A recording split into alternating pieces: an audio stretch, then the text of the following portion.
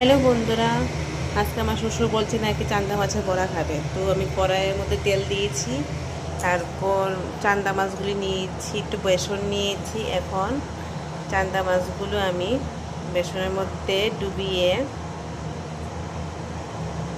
বড়া বানাবো। ছোটো ছোটো করে দিই, দেখি কি হয়।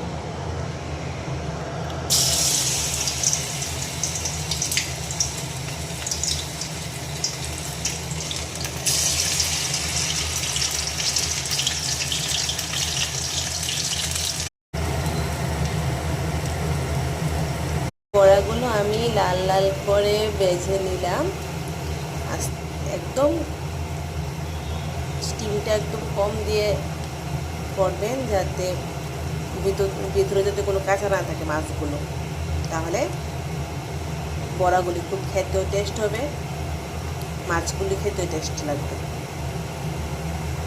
আমার বড়া রেডি হয়ে গেছে, এখন সবাইকে খেতে দেব।